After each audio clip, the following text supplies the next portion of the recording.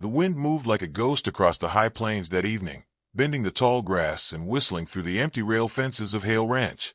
The sun was sinking behind the red Wyoming bluffs, its dying light spilling over the land in streaks of gold and copper.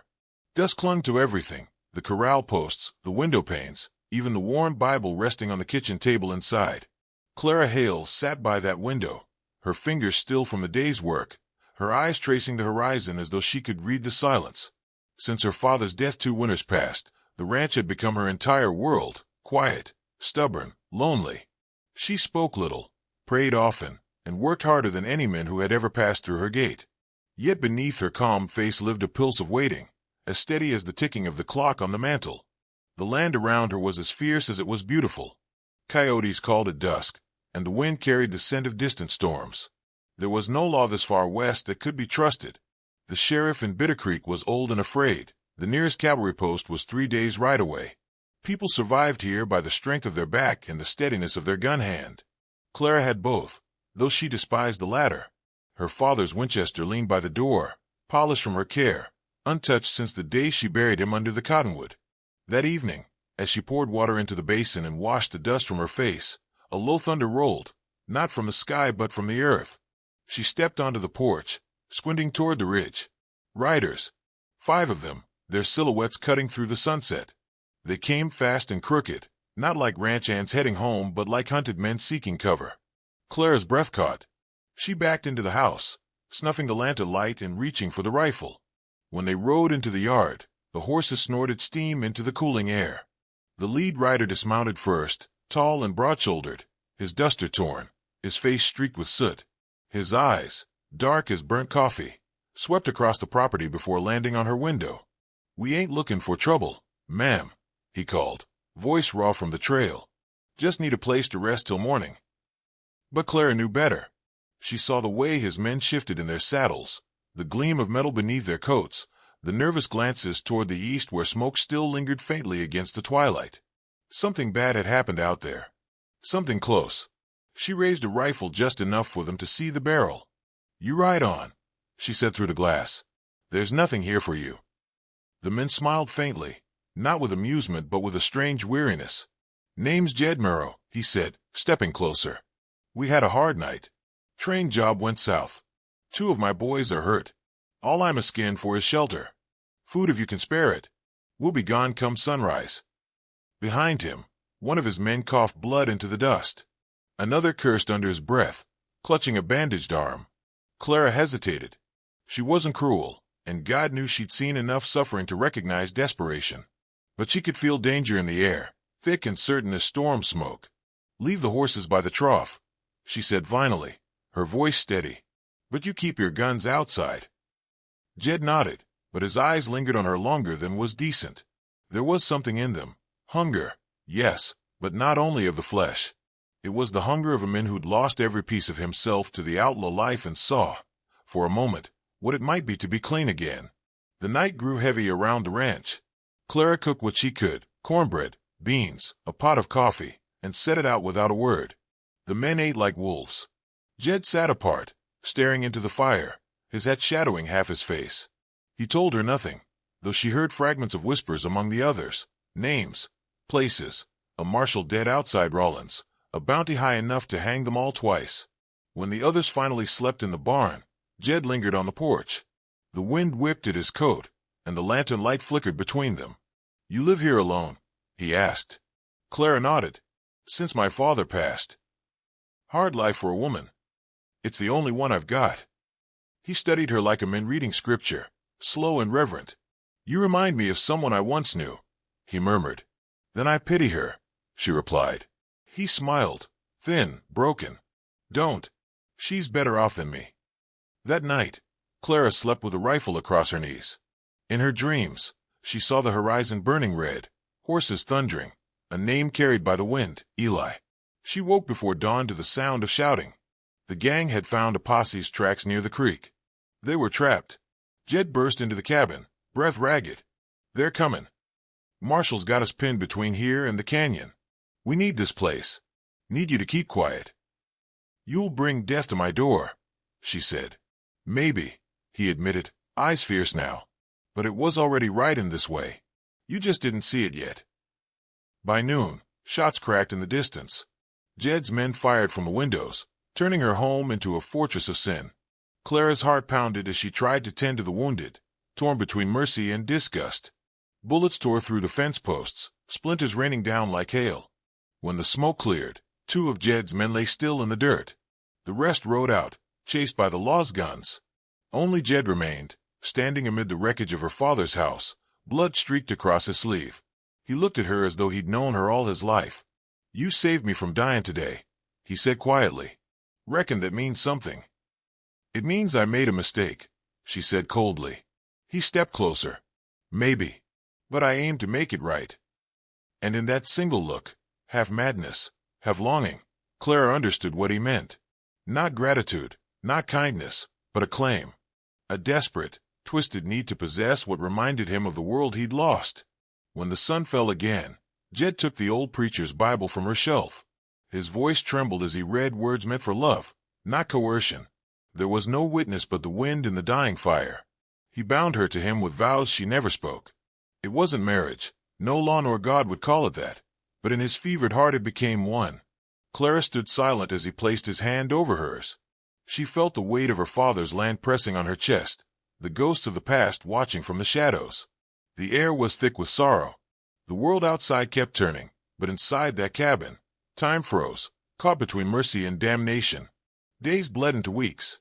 Jed worked the ranch as if it were his own, repairing fences, taming the horses, burying the dead men in the Northfield. He talked little, drank less, and every evening sat on the porch as if daring redemption to come for him. Clara moved through the days like a spirit, silent and obedient, her eyes hollow. The locals whispered when they passed by, about the outlaw who'd taken the Hale girl, about the strange quiet on her land. And still, at dusk, when the light softened over the canyon, Clara would walk to the ridge. The wind lifted her hair, and her lips shaped a single name, Eli. She spoke it softly, as though the earth might carry it beyond the horizon to wherever he rode. Jed heard her once. He said nothing, only turned his face toward the fading sun, jaw tightening. The prairie sighed that night, long and low, as if the whole land grieved for her. Somewhere beyond those hills, a rider's shadow crossed the desert, moving slow but sure toward the woman who still waited beneath the dying light. Winter came hard to the high plains, settling like penance upon the valley.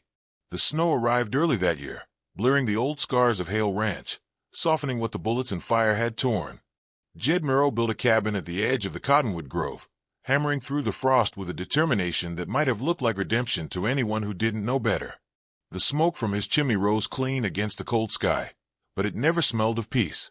He was a man trying to wash the blood from his hands in a basin already full of it. Clara moved through that new life like a ghost. She cooked, mended, and fed the livestock as she always had, but her silence was sharper now, a blade honed by grief. Each morning, she would kneel by the hearth, her lips forming prayers that drifted upward with the smoke, small offerings to a God she no longer fully trusted. Her eyes, once soft with patience, had learned to harden like the frost on the window panes. In town, people said Jed Murrow had changed. They saw him buying feed, paying with honest coin, speaking low and polite. They said maybe he'd found something worth living straight for. But Bitter Creek Sheriff kept a quiet list of missing cattle and burned ranches stretching from Montana to New Mexico, and every mark on that page pointed west, toward the land where Jed's fences gleamed new beneath the sun. He called Clara wife when others could hear, though he'd never brought a preacher nor signed his name to paper. She endured it with the stillness of someone who had learned that defiance brought worse than silence. Yet even captivity could not steal all of her. There were moments, small, sacred things, when she'd stand outside at dawn, eyes closed, face turned to the wind, whispering lines from the psalms her mother once taught her. In those moments, Jed would watch from the doorway, his expression unreadable, caught between guilt and hunger. One summer, when the heat cracked the earth and grasshoppers swarmed in clouds, she bore a child, a boy with her pale eyes and Jed's stubborn mouth. Jed called him Caleb, and for a while, it seemed to change him. He fenced off the east pasture, mended the barn, even spoke of planting corn come spring.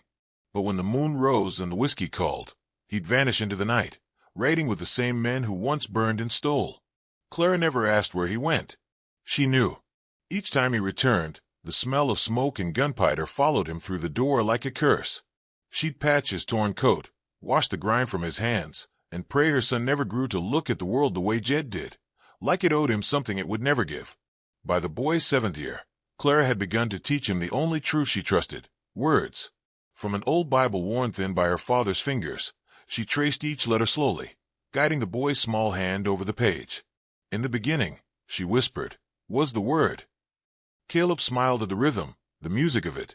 She taught him by candlelight, when Jed was gone and the world felt briefly safe. The boy would fall asleep against her lap, the book open across them like a shield. Outside those quiet hours, the prairie spoke of violence. Travelers passed through Bitter Creek with stories of a lone rider hunting down bandits, always dressed in black, face hidden beneath a hat brim. He left no name, only bodies and burned camps in his wake. The stories spread like prairie fire: how he could shoot the rope from a hanging man's neck at 50 paces, how he vanished into storms like smoke. Some said he was the ghost of a murdered lawman, others swore he was an angel of reckoning. But Clara, sitting by her window at night, felt the echo of something deeper when she heard his name whispered. A ghost in a long coat. A moon who rode alone. One evening, as dusk bled across the valley, she stepped out to fetch water. The air was cold enough to bite, the wind sharp from the north. She paused halfway to the well, her breath turning silver in the fading light. From beyond the ridge came a sound so faint it could have been a trick of wind, a tune played slow and low on a harmonica. It drifted through the sagebrush like memory. Clara froze. That melody. It had no place in this wilderness. No one alive knew it but one. She set down the bucket, her heart pounding so hard she could feel it in her throat. The song rose again, tender and trembling, just a few notes but enough to unmake her composure.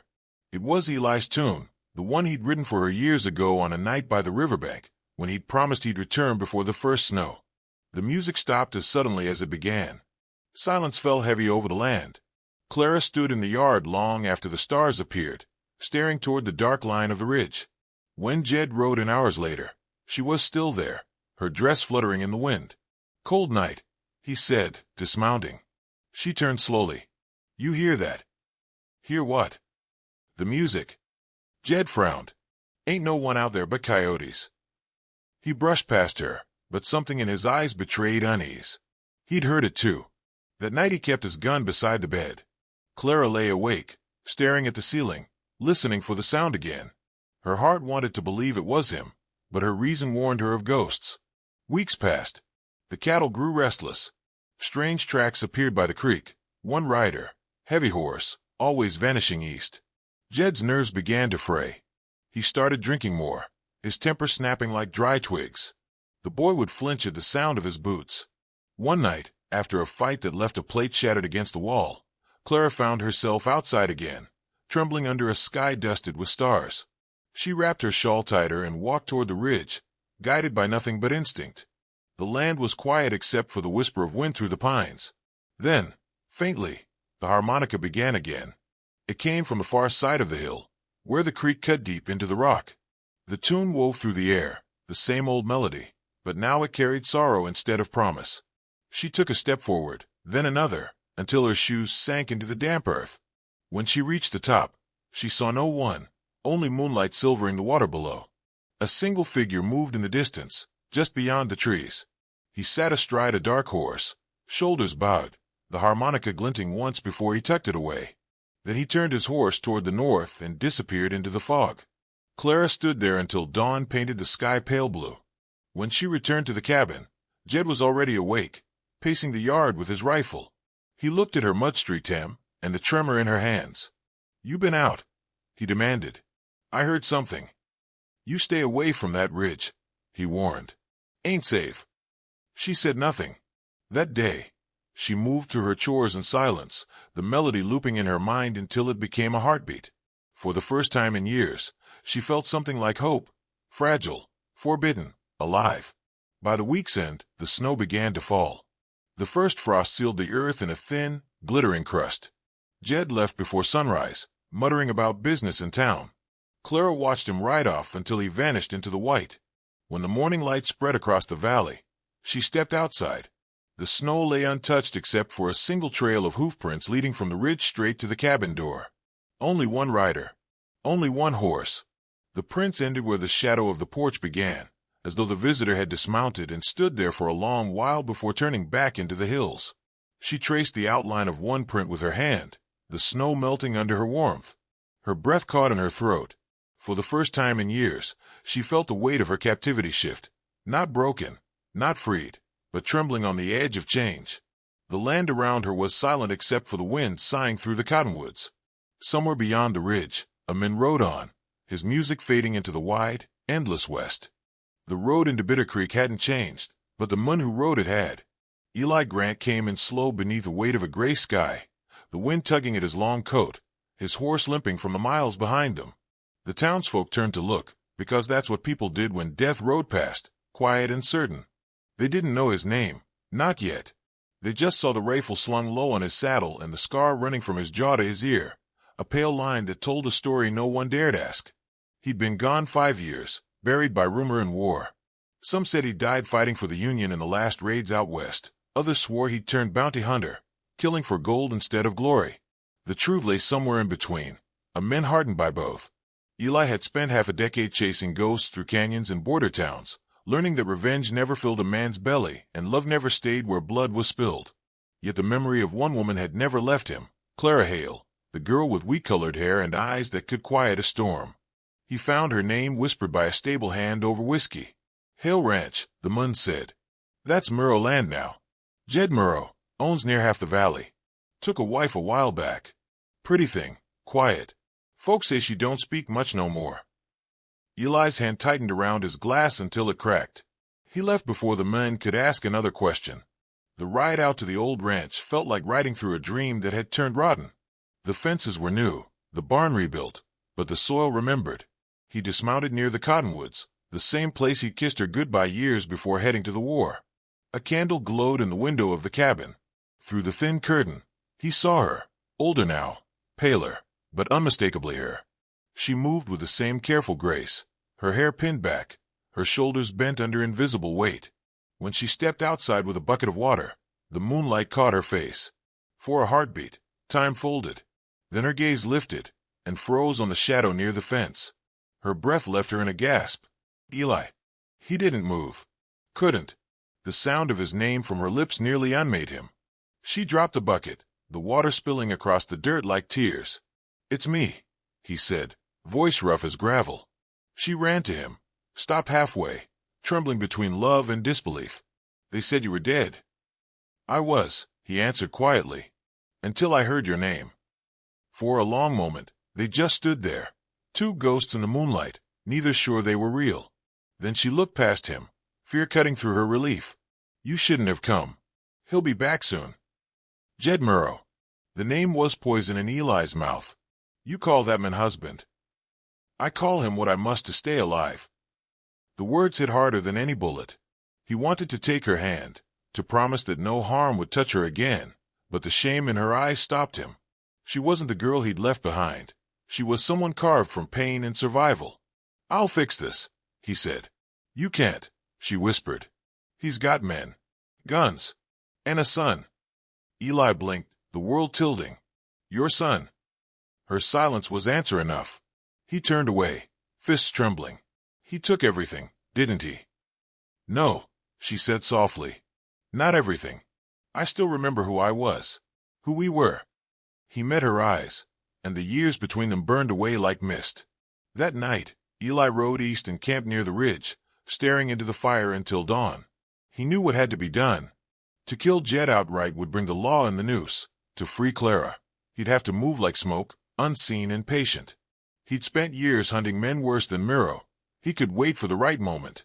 By the next evening, he rode into town under a different name, Jonas Reed, Drifter. He let word spread that he was looking for work and didn't ask questions. Within days, one of Murrow's men found him and brought him to the ranch.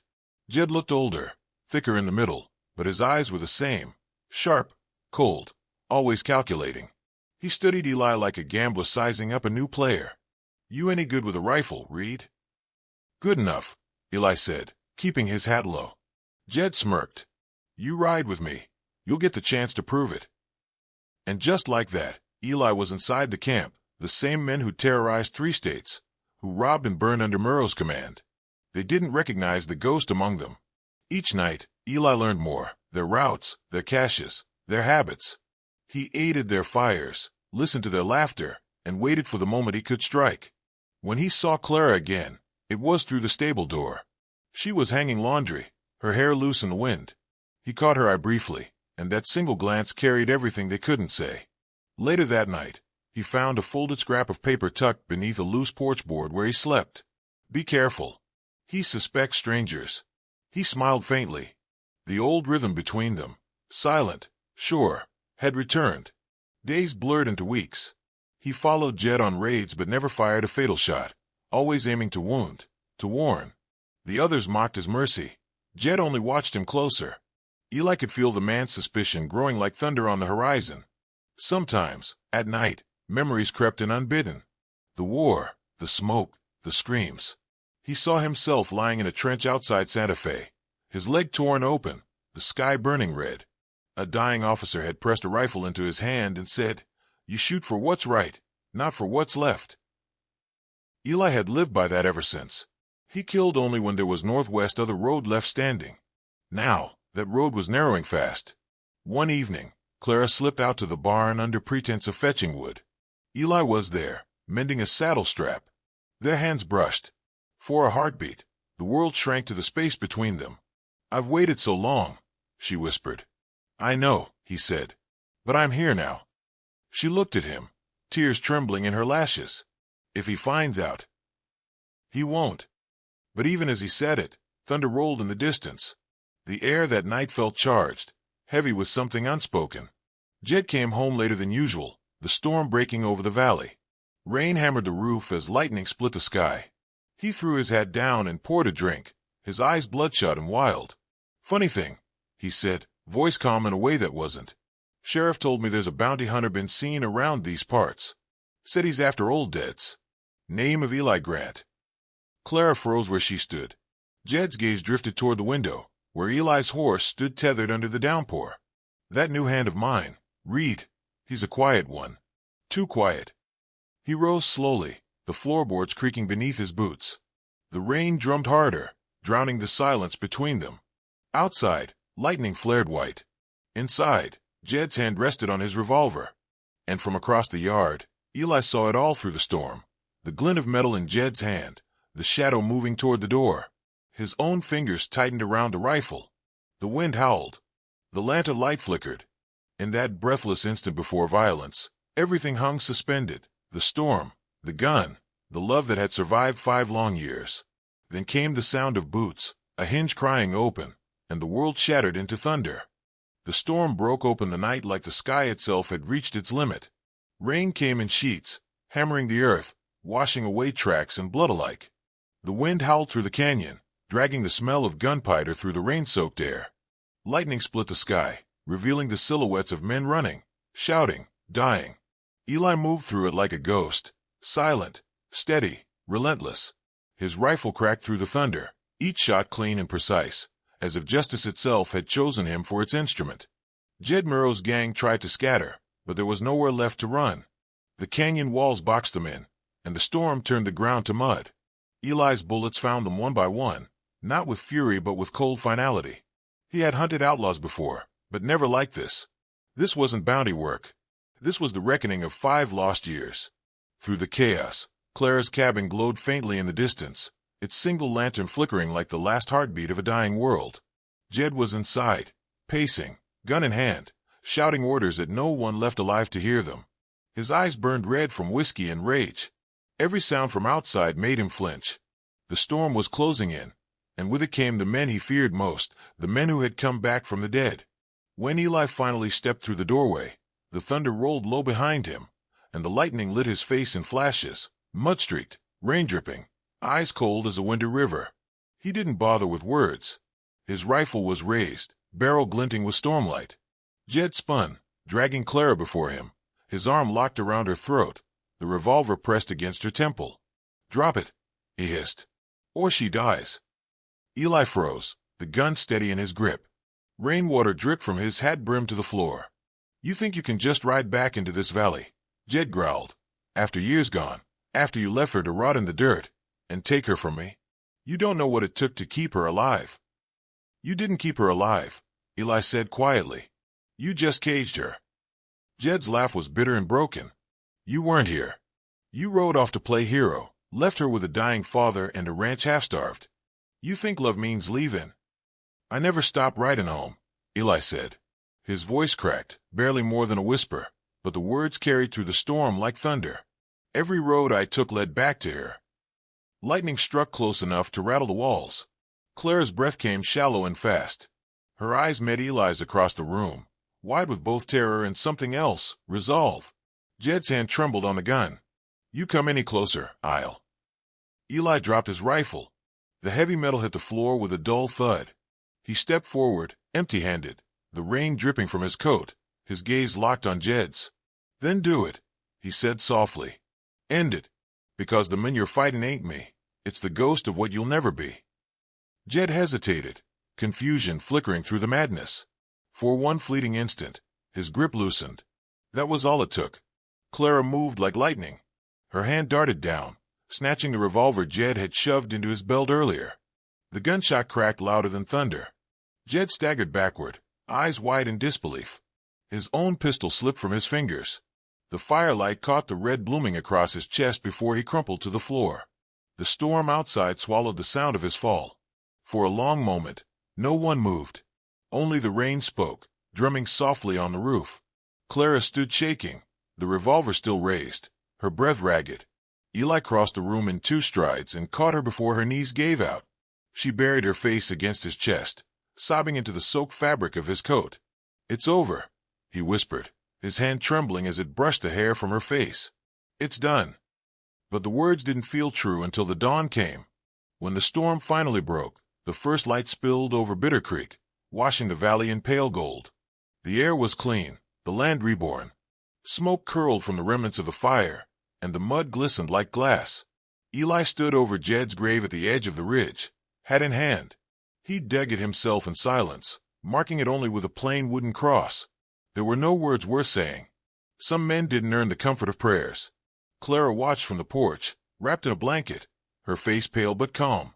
The wind lifted the edge of her shawl, and she closed her eyes, letting it touch her like an old friend. The boy slept inside, unaware that the world outside had shifted in a single night. Eli walked back slowly, his boots sinking into the wet ground. For the first time in years, his shoulders seemed lighter. The ghost had quieted. When he reached her, she met him with a look that said everything words couldn't. What now? She asked softly. He glanced toward the horizon, where the sun broke through the clouds. Now we live, he said. She nodded, and for a moment, they just stood there, side by side, the rain turning to mist around them. As the morning light spread across the valley, the land seemed to breathe again. Birds called from the cottonwoods, and the creek ran clear through the ravine. The storm had washed away more than blood. It had carried off the lies, the shame, the long years of silence. They buried the past beneath the mud that day. The prairie would grow green again, and no one in Bitter Creek would speak Jed Murrow's name after spring. But they would remember the night the storm came, the night the ghost of Eli Grant returned and love found its way home through thunder and gunfire. And long after the cabin fell quiet and the fences weathered gray, the wind would still carry her name down the valley, soft, enduring, and eternal. They said love rode back into Bitter Creek that night, carrying both sin and salvation. And when the rain whispered through the grass on the high ridge, it always seemed to speak the same name, Clara Hale of the High Ridge Ranch.